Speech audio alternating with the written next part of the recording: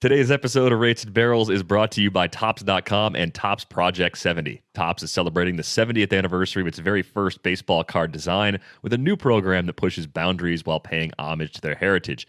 Project 70 has brought together creators of all kinds for this extraordinary set. Graphic designers, tattoo and graffiti artists, animators, illustrators, painters, and even a jeweler make up the artist roster, which includes names like Snoop Dogg, Action Bronson, Ben Baller, Jeff Staple, Tyson Beck, Alex Pardee, and more.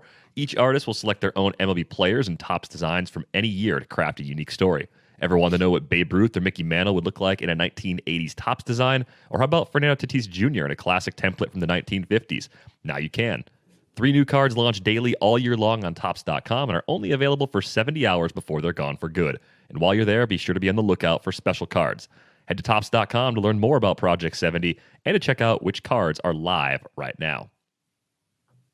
Welcome to Rates and Barrels, presented by Topps. Check out Topps Project 70, celebrating 70 years of Topps baseball cards. Derek Van Riper, Britt DVR, Eno Saris here with you on this Friday. And on this episode, we will discuss the possible end of a great career for Albert Pujols as he was designated for assignment by the Los Angeles Angels of Anaheim on Thursday. See, I'm going to be very proper with this name. John Means threw a no-hitter earlier this week, so we'll talk about what he has done to reach this point. A little bit of a victory lap, I think, for Eno on this one, as probably the biggest John Means fan that I know outside of John Means' actual family. We had a great question come in about pitching at max effort and injuries in the wake of what happened to Dustin May, so we'll tackle that. We got a few other questions we'll get to as well, and I'll probably eat some crow about the slow start of Victor Robles again, which is becoming sort of a daily thing on this show. So really excited to get the milk out, pour it all over the crow, and shovel in some more crow. But let's start with Albert Pujols, because the first thing people started to do yesterday when that news came out that he was getting designated for assignment by the Angels was, let's jam Albert Pujols on another team. And I just thought, no, let's not. He's not Albert anymore. He's not the machine anymore. And it was really cool when he was, but he's not that player anymore.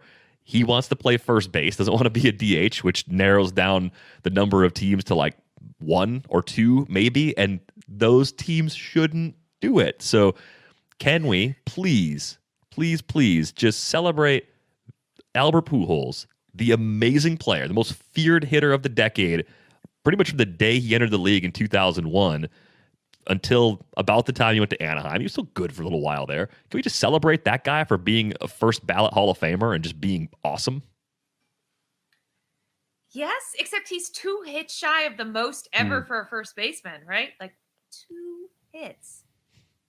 Play again. And also, selfishly, I don't know about you guys, like he was my late father's like favorite player. I've always had a soft spot for him. I want to see him go out in like this better fashion than getting released and then the Angels playing a game that night. I want to see the packed stadium giving him an ovation. I want him to get the Derek Jeter treatment, the retirement tour. David Ortiz got a better send-off than Albert Pujols. I know he's not a good player anymore. I know Eno wrote years ago they should have cut ties. This is rightfully so. However, I don't know.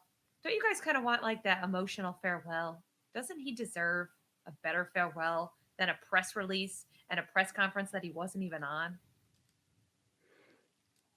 I mean, there's like the human being and the player. I think the player, I don't know, has been below replacement for 3 years or so. So this was like a long time coming. But yeah, I mean, for the human being, I think they probably could have come up with some better way of doing it. One thing that they can still do, though, is bring him back. He's got a 10-year, $10 million personal services contract with the Angels when he stops playing. So, you know, he's going to be around, and they can do the whole thing where it's Albert Pujols Day at the ballpark and everyone gives him the big hurrah, the big send off. He won't get that necessarily in a visiting park. Like that's what you're kind of talking about, was like kind of the farewell tour where the other fans get to serenade him. So I guess, but I also think it would be weird for him to end up anywhere else. You know, I think of like, he would actually, the places that people were talking about, the A's and the White Sox, he would complete a trifecta of sorts. The A's had Piazza and Frank Thomas at the end of their careers. So you could put that Pujols picture right up next to them. And I think I'm trying to remember now. The White Sox had Griffey. They did. And Andrew Jones. And Andrew Jones. And there was one more. So it might be a four. But anyway, let's do that as the trifecta. Andrew Jones, Griffey, and Pujols. The problem with the White Sox is, the thing with Pujols is he's just so slow. And we've talked about this with like Gary Sanchez and other people before, where people can play him. Infielders can play him on the outfield grass, and that's going to steal doubles. That's going to steal singles. So the only thing you have him in there for is, and he doesn't even walk anymore. So the only thing that you have him in there for is a home run, or like a no doubt double. So it's just hard to play him. If he wants to play defense, he's like one of the worst defenders in the league. So White Sox, I don't think it's a great fit because you're going to push Abreu to DH. I think that's a bad move. He also can't play center field. And I don't even know if the A's are that great of a fit. I mean, you have Matt Olson. He's not going to play first base over Matt Olson. Is he going to DH over Mitch Moreland? Maybe, but is it a big, like, are you going to platoon at DH with Mitch Moreland and Albert Pujols? I don't think that's a great use of a roster spot. No, if you're a contending team, unfortunately, he just doesn't make sense. And the Angels, I think rightfully, despite their slow start, fancy themselves contenders. They should be contenders with the roster that they have. So it's awful. It's an awful development because I think a player of this caliber, if anyone deserves the league-wide parade and the confetti, it's someone like Pujols for sure. He's more deserving of it than Jeter was. Like it's not even a debate. Like Pujols is a better player than Jeter. Like let's not even like delay on that at all, right? Yeah. But the problem with this, the reason this happens is because of the goofy way contracts work, right? A player like Pujols gets the mega deal. We know the mega deal at the end of the deal probably won't be a good deal anymore, even though for the player, it's obviously a ton of money. It's great. We love that. We love players getting paid. At the end of the deal, the team finally has to make a move like, hey, look, this guy's actually not helping us at all. We can't justify our roster spot. We've got younger guys who are better. The weird thing here, though, Brandon Marsh is hurt right now, and Joe Adell has only been playing AAA games for like a day, and they want him to get the K rate down before they bring him up. So it wasn't like they made their lineup immediately better with one of those guys coming up to play right, because now Jared Walsh plays first. What John was the Jay, corresponding move? They're bringing up John Jay. Like they're So the timing is silly in that regard. Like, could you have done it a week from now, 2 weeks from now, whenever Marsh is healthy I or think Adell's ready? It would be a lot nicer if you bring up Joe Adell, right? You'd be like, sorry, Pujols, but we have this like star, that's coming up. And you got to understand, like, you would have made room for you, like in St. Louis or something. Like somebody had to make room for you. Somebody had to be DFA'd for you to get your shot. So, but John Jay, that was the corresponding move. Ouch. It was almost like, here's the lie, we'll feed you, even though no one really believes it. We'll all kind of pretend it's a baseball operations move. When it's maybe it is. I mean, he's so bad. No, it's not. They still have to pay him. Yeah. No, but I mean, like, John Jay does give them better defense, and their defense is pretty bad. I saw Ken Rosenthal had a great column this morning about how bad their defense was. Also, though, does anybody think that, like, just dumping Albert Pujols all of a sudden, oh, yay, here go the Angels on a run? Like, their pitching's atrocious. Let's focus on the real issue here. The real issue is their pitching. Their starting pitching in their bullpen is atrocious, and that's the reason they're in the position they're in. Now, if Albert Pujols did say, and there is some of this going around, I want to play first base every day. I don't want to be the bench guy. I don't want to be the veteran who takes these guys under his wing. Then I guess, you got to do what you got to do. I keep thinking about Orioles manager Buck Showalter used to always say that Billy Martin always told him, like, don't ever let a star fall on you. And I was thinking about that a lot yesterday because the Angels let a star fall on them. And the Orioles had Vlad Guerrero Sr. And I remember, God, this guy is so past his prime, but he wanted to keep playing. They were not very good, so it was fine. He could keep playing. But it's a really uncomfortable situation for the player and the team when you have a star fall on you like Albert Pujols has. Yeah, and that just comes down to not overextending on the contract, right? If it's a 7 or 8 year deal instead of a 10-year deal, it's a little easier to say goodbye at the end of year 7 or year 8 instead of pushing into that 9th or 10th year, which for Pujols, those come in his 40s. It's so hard to expect any player to be productive at that age. But think about like Bryce Harper's deal and stuff, like for average annual, like it's actually kind of a cap problem. Yeah. Because the reason why they gave Bryce Harper 12 or 13 or whatever god amount of years it was, is that the average annual value was actually, I think it was comparable to Ryan Howard's deal. Yeah, it's 25.4 million, which is lovely if you're like worried about getting to 200 million, you know, and going over. It's not going to be lovely when Bryce Harper is your DH and still below replacement for the last 3 years of the deal. And you have to do, like, Bryce Harper is going to get this treatment at some point. Yeah, I mean, Miguel Cabrera's next if we're looking for the players that have similar deals that you kind of almost just hope that your team is so bad at the end of the contract that you're just bad with him for a while, and then you can do the whole, like, that you could try to get fans apart, be like, Bryce Harper's, this is last year, finally. Finally. No, it's true though, that I think that's what happened with Vlad. It was like, just keep running him out there. Who cares? We're not good anyway. Yeah. Otherwise, it's really awkward. And who's telling Albert Pujols, like, hey man, we can't just have you be up there. Like, it's just weird because you respect the guy and you respect the hell out of what he's done, but he's not that player anymore. So you can't keep running him out there to your detriment. So again, I think it's an uncomfortable position for Perry Maniason as a first-year GM to have inherited. It's uncomfortable for Angels ownership, who gave out that kind of a deal. And it's uncomfortable for Albert Pujols, who, for whatever reason, still wants to play first base, still believes he can be that guy. Though every line points to that's not right. That's another thing, man. I think every player. I actually have a lot of respect for, like, Trevor Plouffe, because I think he's pretty honest about, like, nah. Like, I think I had my chance, but like a lot of people, like, near the end are like, no, man, I just need regular ABs, or I just you throw me out there, and you're just like, oh man, yeah, I think someday I'll dunk still too.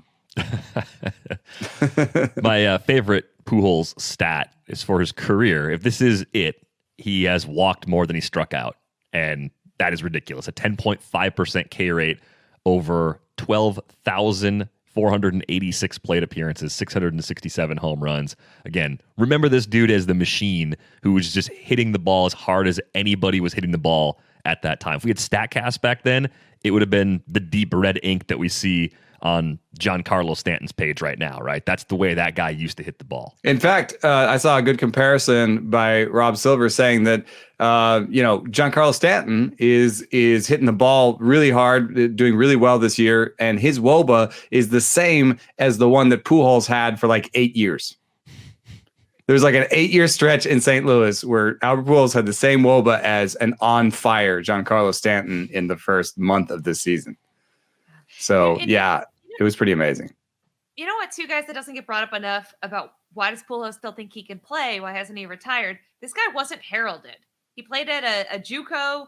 I remember I was working for minor league baseball at the time, and I was doing like a little bit of a throwback as to how he got here. He wasn't. It was a different time, right? You didn't get to see all these guys at bats. They weren't hyped up before they came up. Nobody, even when he came up and did well, Tony La Russa was like, oh, I guess I should keep playing him. He keeps playing well. Like, he wasn't this Bo Bichette or Vlad Guerrero Jr. or, he wasn't this huge touted guy. So I think you almost never forget that as a player, right? You always have that chip. And maybe that's what made him the machine. Maybe that's what made him so good. And maybe that's what also now is taking him so long to let go. Yeah, that's a good point. And he also kind of reminds me from a skill set point of view to another unheralded guy that came up. It might be a weird comparison because they're not at all the same kind of athletically, but Mookie Betts at the plate is a guy who walks more than he strikes out, had more power than people expected, and kind of played his way into stardom as opposed to having it handed to him. Like, say, Bryce Harper. I don't know why. I'm not here to poop on Bryce Harper. It just keeps coming out. Aren't you though? That's not what I'm doing. I'm sorry. I mean, we saw Bryce Harper's like high school home run derbies. Yeah. On ESPN. Yeah.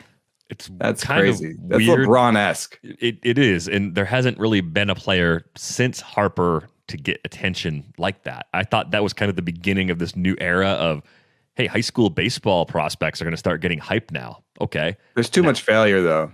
There's too much failure. Like, they were almost lucky that Harper, I guess, was such a standout that they were like, this guy is going to make it, right? But there are people that are standout high school players and standout college players that, don't make it to the pros. Yeah. Agreed. I tried to make it trend. Oh, go ahead, Britt.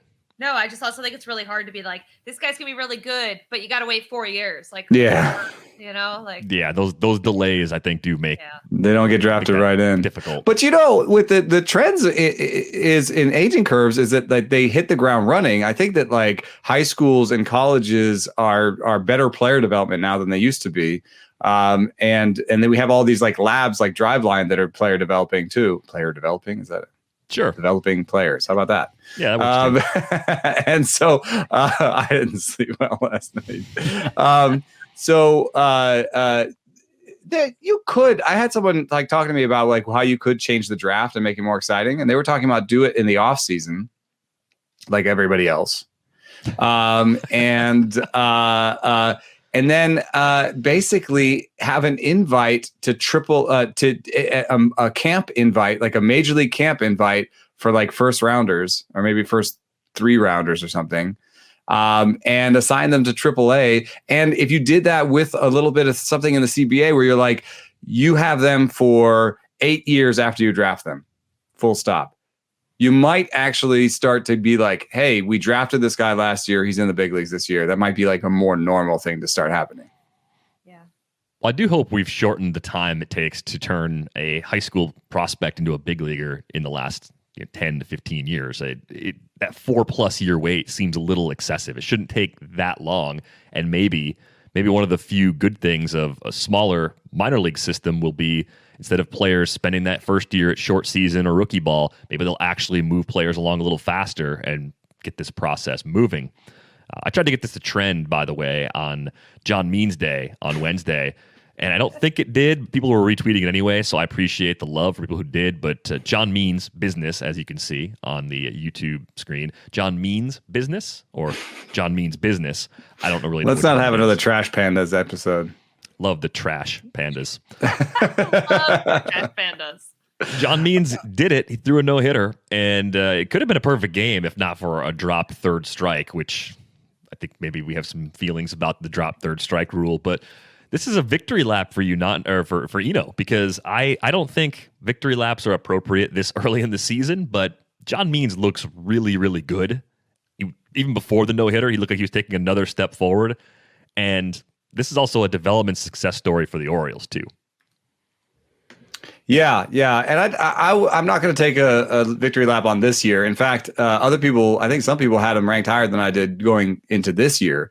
It's more that I saw that straight change early and thought he had a decent career coming. And so even without this hot start to this year, he looks like a major leaguer, like DeSclafani. That was one that like people were like, he's not going to be a major league starter. And I'm like, I beg to differ.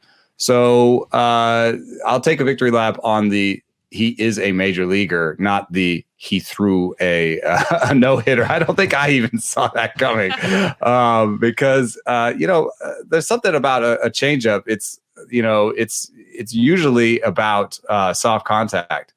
And so a lot of times his changeup doesn't actually show up well on our stuff metric. And it's been the improvement of the curveball this year that I think has allowed him to take another step forward. So I didn't really see that coming too. He used to be a fastball slider guy who kind of learned Marco Estrada's changeup. But now he's kind of a changeup curve guy. Yeah, I agree with you. I always thought he was kind of underrated. I mean, if you're paying attention, he was an all-star in 19. His father passed away in August, and pretty much after that, from September on, he's been on a tear. It's not just like out of nowhere. We get those, right? The guy who's got a 6 ERA throws a no-hitter with 7 walks. This wasn't that. This was like a totally dominant 26 of 27 first pitch strikes, just an absolutely dominant effort. And as far as the drop third strike goes, I can't think of a worse way to lose a perfect game. I'd rather hit a guy because at least you controlled that, right? And I asked Max Scherzer yesterday about this because he's long been a proponent that's the dumbest rule in baseball. He, of course, bought in and said it is the dumbest rule in baseball.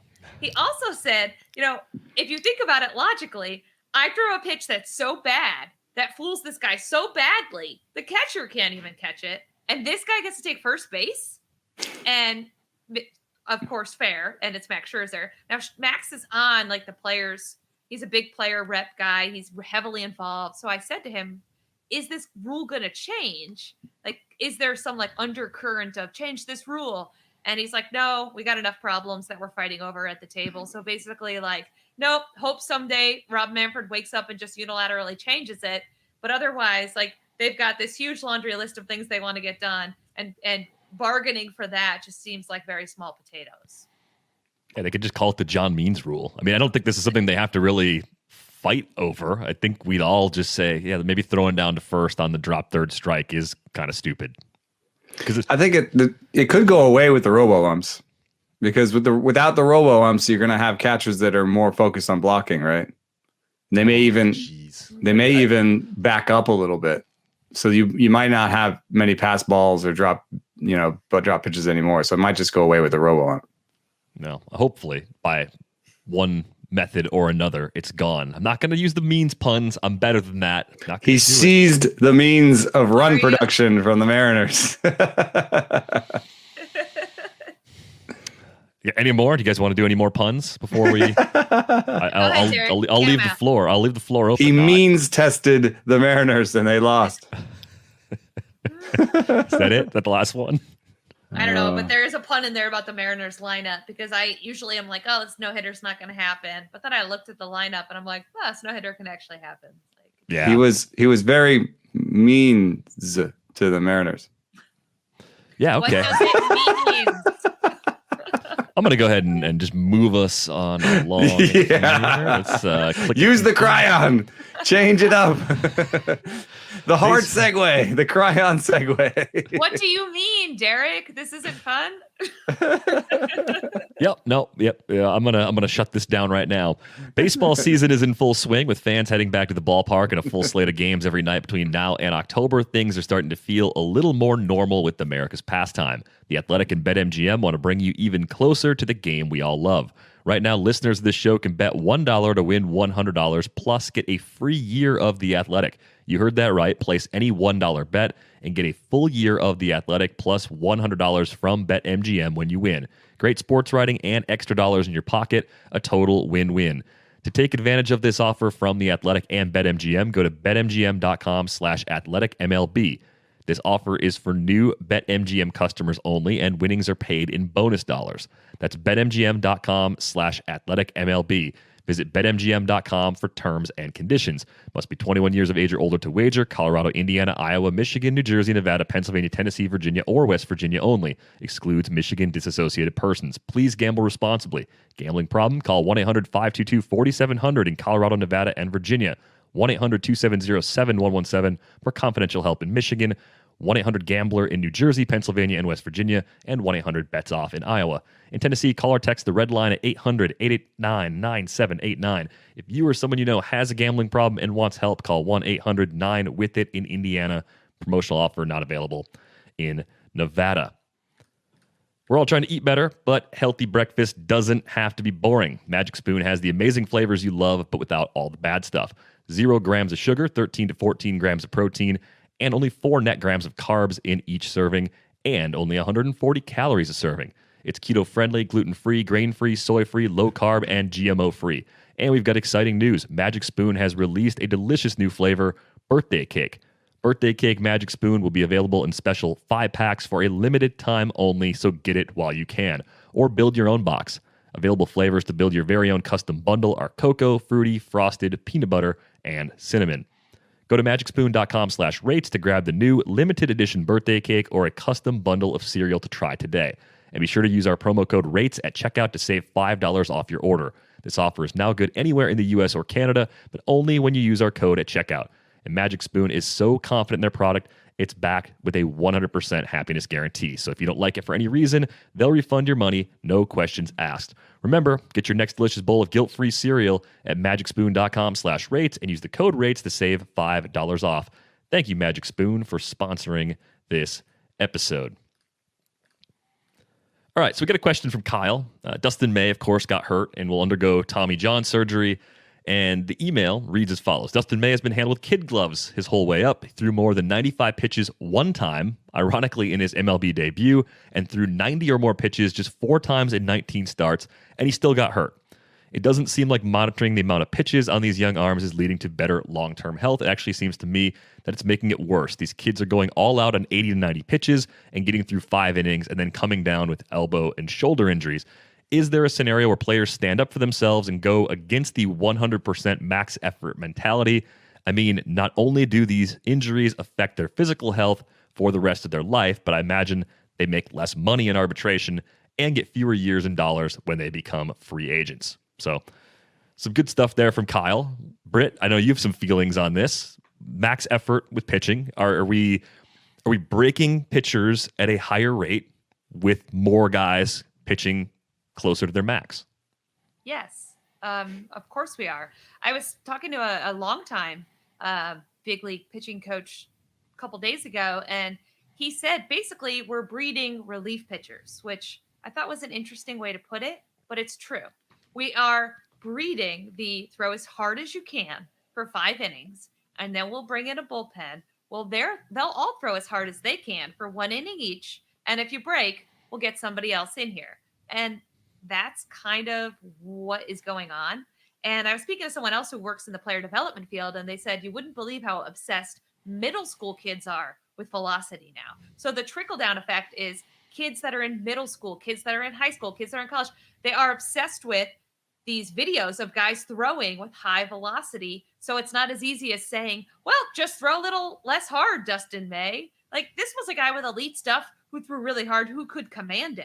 This was an elite talent. This wasn't a guy just throwing as hard as he can and like hitting the backstop. So I think it's a problem, but I think it's not as easy as just, hey, don't throw as hard, Dustin May. This is a huge problem, not just in pro ball, but like I said, it trickles all the way down to little league. And I wish there was an easy solution, but there's not. And I look at a guy like Jacob deGrom, who's throwing 93 pretty much when the Mets drafted him, didn't throw more than like 140 innings until he was, I want to say 24, maybe. Right around there. Where's the next Jacob deGrom? Where's the next guy who slowly adds velocity and gets better instead of blowing it out as a 13, 14-year-old getting fixed and then blowing it out again in the big leagues as a 21, 22-year-old? Yeah, I've heard from some team officials that one of the reasons that high schoolers are high school arms are such a bad bet in the draft is because a lot of them are maxing out super early. And you think about, remember Riley Pint? Yep. Dude, for the Rockies. Yeah. Dude was throwing hundreds up on the board in high school and hasn't been able to stay healthy since. So there is something about maybe maxing out too early, and yet there's you get drafted. You have to the first 3 rounds. You have to have touched 96 miles an hour to get drafted in the first 3 rounds. That is a rule. It doesn't matter where you sit.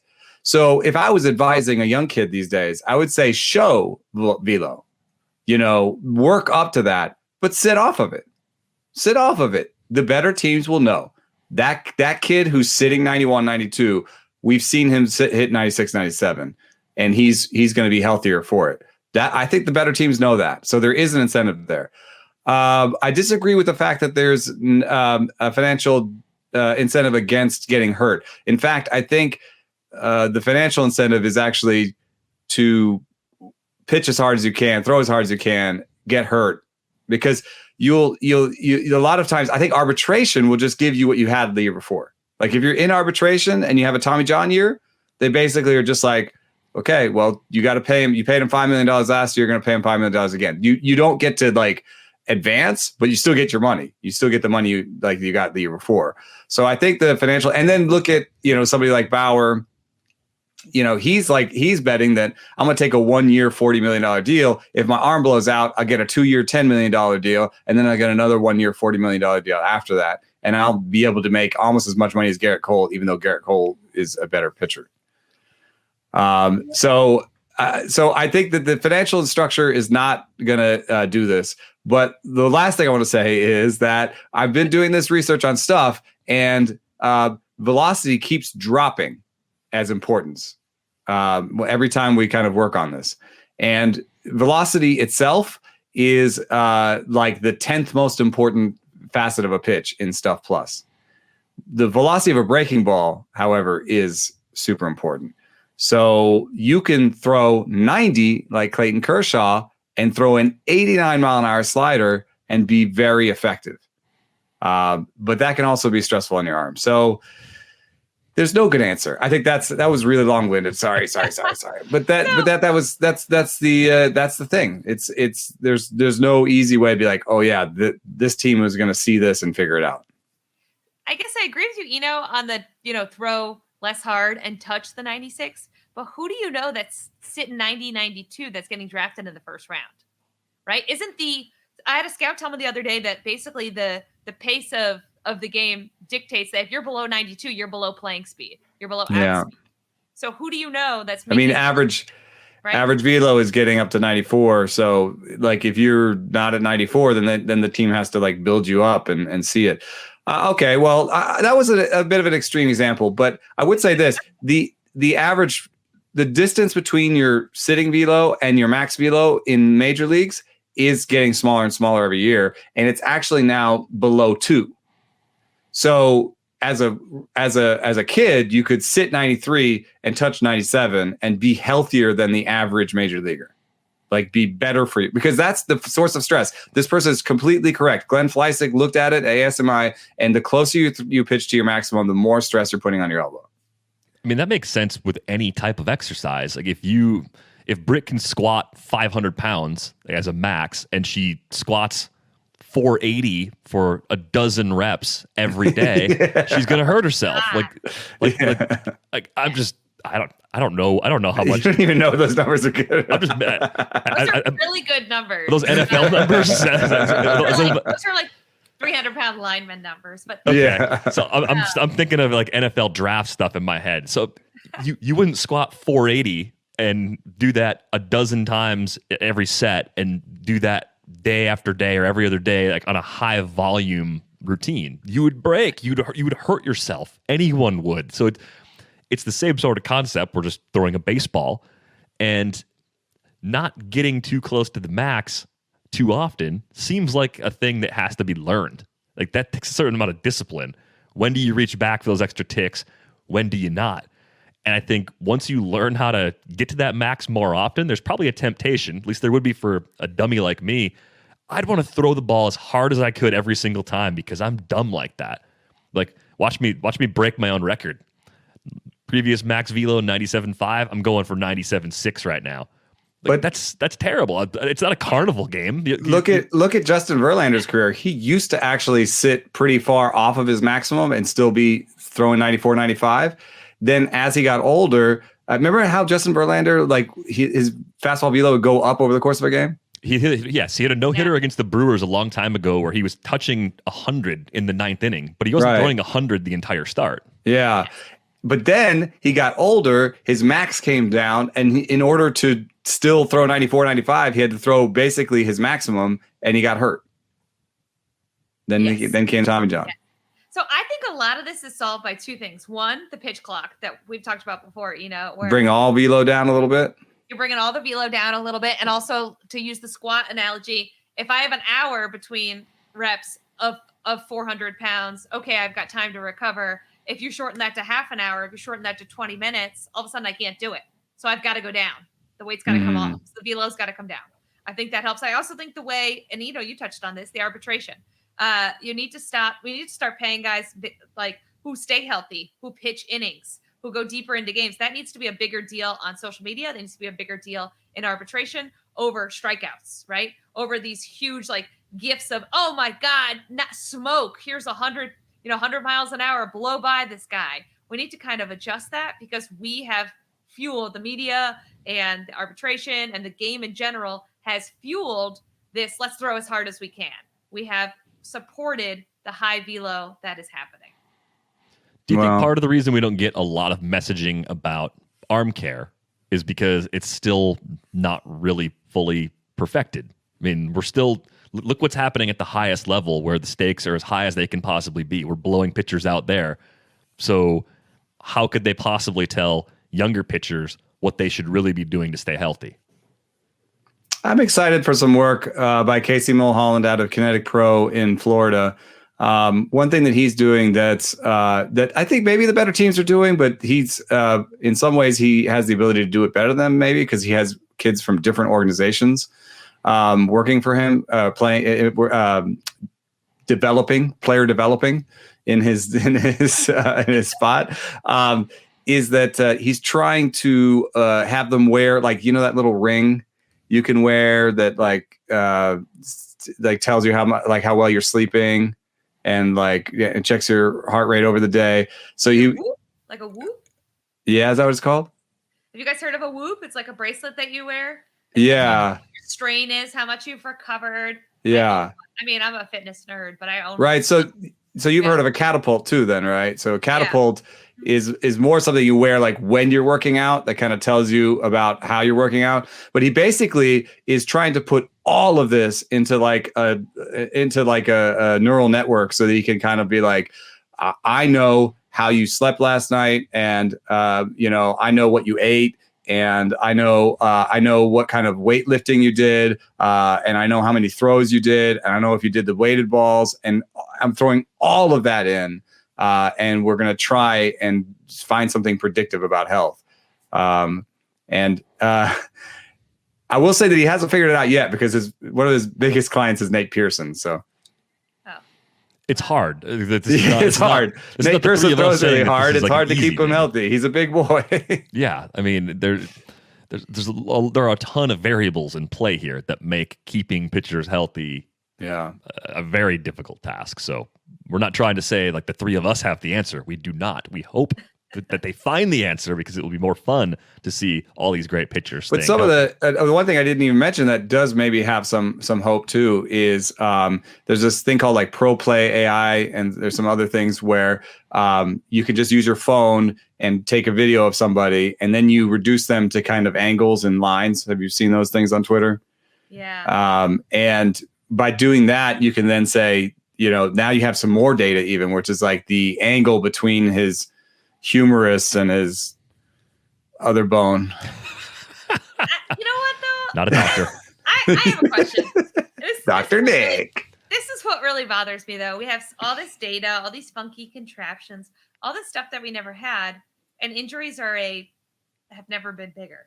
So, Claire, is data actually helping, or is what we're doing with these guys, like they mentioned with Dustin May at the Kid Gloves, is that the real issue here? And it doesn't matter what angle your humerus is at, because the way you're being taught and developed and brought along now, you're babied, throw as hard as you can for 5 innings. Is the system broken? Because we get all this data, right? And we don't see, if we're so much smarter than we were 10 years ago, 20 years ago, shouldn't we see, and we have these athletes who are training year round now. They're no longer like working winter jobs. They're not like in a grocery store because they don't make enough money. So if we are smarter and richer and so much more advanced, why even a little bit have these injuries not gone down? I would say that to me, the most hopeful things are a lot of this like biomechanical stuff, I think, is in its infancy. Because before we had a lot of guys on Twitter that would take like a 2D picture and then like draw a line on it and be like, look, inverted W. And that was like the height of the science for a while. But the problem is a 2D picture does not really help you at all. We had to get into the 3D space. We had to start modeling in a 3D space. That's one thing. The other thing is, I think that some of the stuff that the Rays are doing could be hopeful for injuries too, which is instead of sorting guys into 6-inning and 1-inning buckets, maybe we can do a better job of sorting guys into 2, 3, 4, 6-inning buckets, right? And maybe that will help people stay healthy because we're monitoring them and we're keeping them from going too deep into the game. Maybe Dustin May is actually a 3-inning guy. Sucks though. Like what sport is this? Where's the 7-inning bucket? Where's the 8-inning bucket? Who's going to throw a no-hitter if everybody's being sorted into 2 to 6-inning buckets? I don't like these buckets. Yeah. But maybe that's where, so John Means, who's not very interesting on paper in terms of the stuff that he brings to the table. It's a good changeup, but it's a pretty average fastball. He's not throwing that hard. Right. Maybe that works. Maybe he's the 6-inning bucket guy that doesn't wow you with stuff, but actually gives you 6 innings that are better than average innings for a long time. Maybe that's a bigger success story than we think it is, but because it's not as giftable as some of the other guys that can do it, we don't get as excited about it. Yeah, I actually asked John about that one time, and he said, I don't think Pitching Ninja will ever put me up. But if you throw a no-hitter, Pitching Ninja is going to put you up. Of course. And we love Pitching Ninja. I mean, everyone loves Pitching Ninja, but it's just, in my mind, I'm like, John Means is boring. It's like, what if boring actually stays healthy? What if boring is an above-average pitcher for 10 years in the big leagues? That's good. That's what you should be developing. You've done something correct. Yes. Yeah, for me, I look at somebody like Zach Gallen and I say, command, many pitches, doesn't throw extremely hard. That's the kind of pitcher I'd bet on. Yeah, maybe that's the longer term prototype I have team now should be building for. Doomed Zach Gallen to Tommy John next year. Thanks for that. We all liked him quite a bit too, so really appreciate that from you. The Manscaped engineering team has confirmed that they have successfully created the Lawnmower 4.0 trimmer, which is now available for purchase in the U.S. and Canada. Join over 2 million men worldwide who trust Manscaped with this exclusive offer for you. 20% off and free worldwide shipping with the code RATES at manscaped.com. What makes this trimmer different than all other trimmers? How about a new multi-function on-off switch that can engage a travel lock? The optimized Lawnmower 4.0 trimmer is also waterproof, so you can groom in the shower. And did I mention wireless charging? The Lawnmower 4.0's new wireless charging system uses electromagnetic induction, which can help battery length last longer. Get 20% off and free shipping with the code RATES at manscaped.com. That's 20% off with free shipping at manscaped.com and use code RATES. Unlock your confidence and always use the right tools for the job with Manscaped. Small businesses are grappling with the impact of these uncertain times and looking for resources. And that's why for the second year in a row, Dell Technologies is assembling an all-star lineup of podcasters to create the first ever virtual conference to share advice and inspiration for small businesses of all kinds. Dell Technologies is here to help safeguard your business with modern devices and Windows 10 Pro to providing relevant content for your business's success. Search Dell Technologies Small Business Podference on Spotify, Apple Podcasts, or Odyssey.com starting May 10th. As I mentioned earlier, several questions about Victor Robles. Today's Victor Robles update is similar to the last Victor Robles update. He's walking more. He's striking out less. He's not stealing bases yet. He's been caught several times. He's not hitting the ball hard. He's never going to hit the ball very hard. So lower that expectation. If you thought Victor Robles was going to hit the ball a lot harder this year, I never told you he was going to do that. You set that expectation yourself. I can't help you there.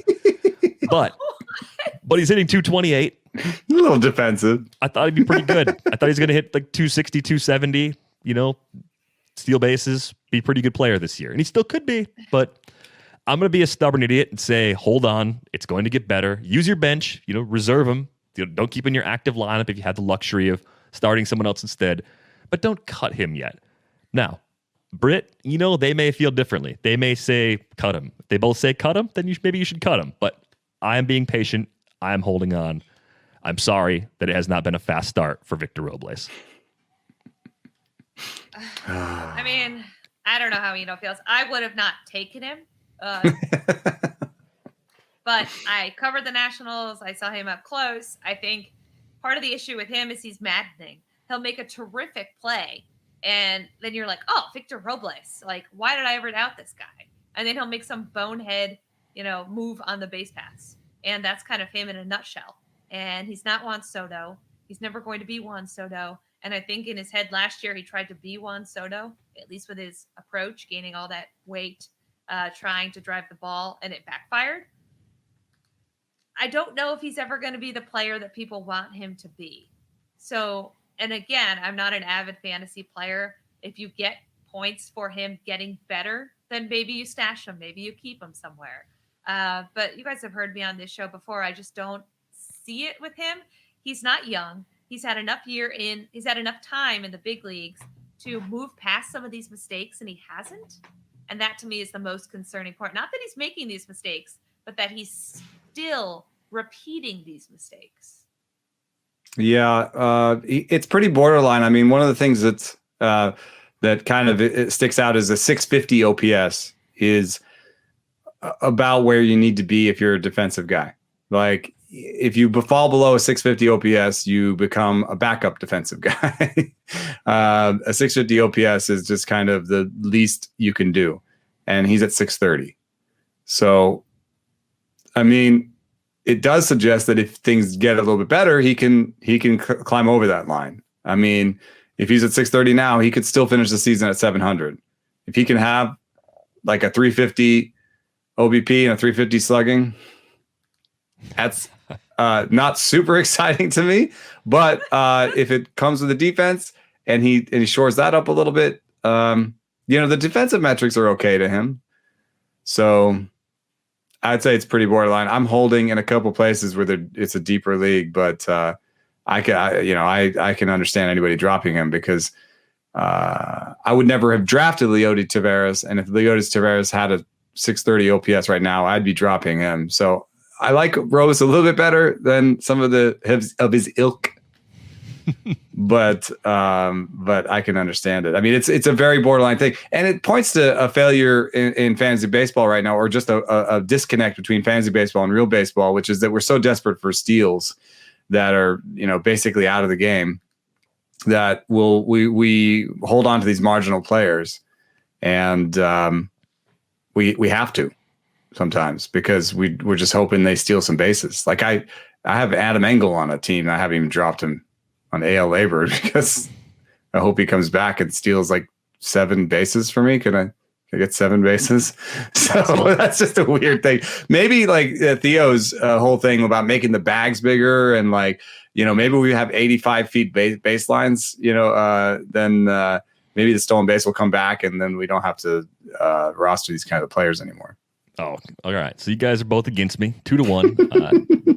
Understandably, people in the email not happy either. And we'll talk about some other players we've been too stubborn about in future episodes. But had a question come in about baseball cards, actually, which is funny since the Topps ads started up this week. But people wanted to know, who do we collect if we're buying cards, or who would we collect if we haven't bought any cards? And obviously, it's pretty clear at this point, right? You guys know I'm collecting Victor Robles. I mean, not like excessively, but let's see. Do I have a Robles here? And I do. Look at that right there. Victor Robles, little 1983 throwback looking thing there. So wow. pretty sweet, right? Yeah.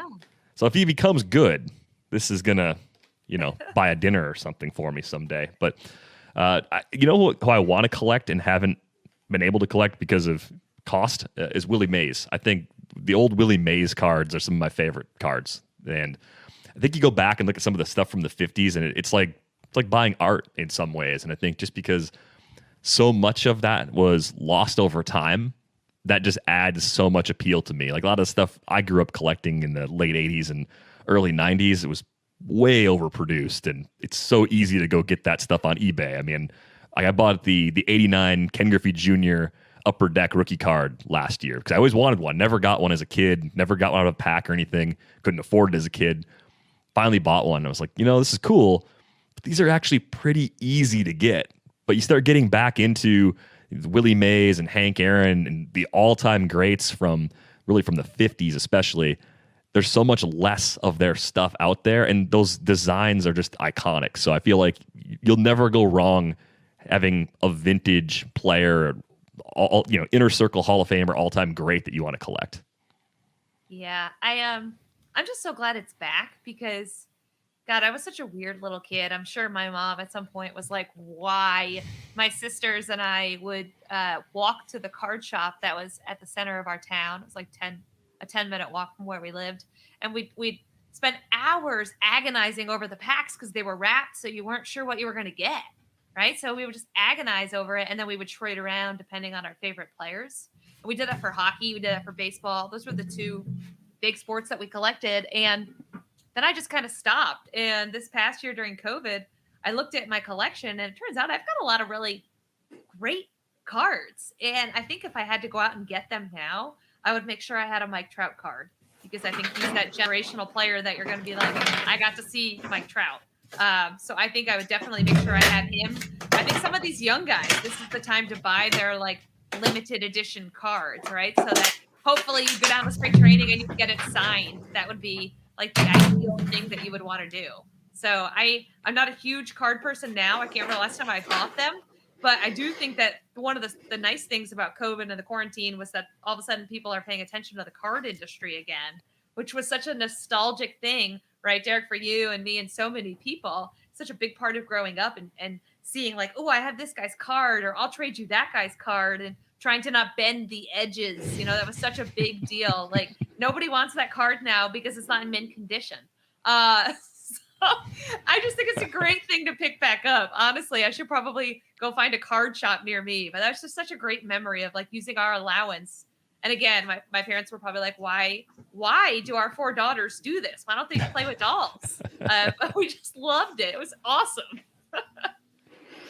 Yeah, you know what? The thing now is it's rabid in a way that I don't really remember as a kid, and it's all about these like really high price sets now. You know, NBA Top Shot has done this thing where, and maybe hasn't done it. Maybe it's just part of an ongoing thing. But like, even the top stuff, you know, some of them are really like expensive. It's not something that like a 6-year-old or an 8-year-old is like saving up their allowance for anymore. I saw a thing where you can buy for $5,000. You can buy a box of football cards. And it's guaranteed to have a couple autographs in it, but you might just get like a lineman for the Marlins, the Dolphins.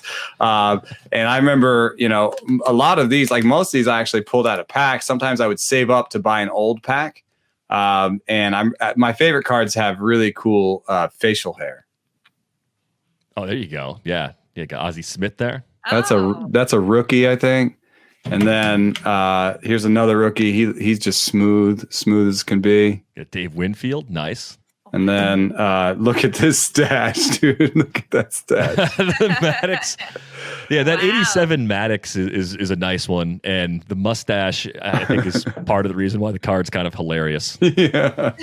But I did, one of my friends did get more into card collecting. I was advising him during COVID. And he asked me to give, and this was before the season started, to give him a list of like rookies or prospects that'd be maybe underrated versus everybody else. And so, you know, Sixto Sanchez, you know, a lot of those guys, their rookie cards, especially if it's like a special rookie or an auto rookie or whatever, those can get really, really expensive to the point where they'll be more expensive than current stars rookie cards going back. Mm-hmm.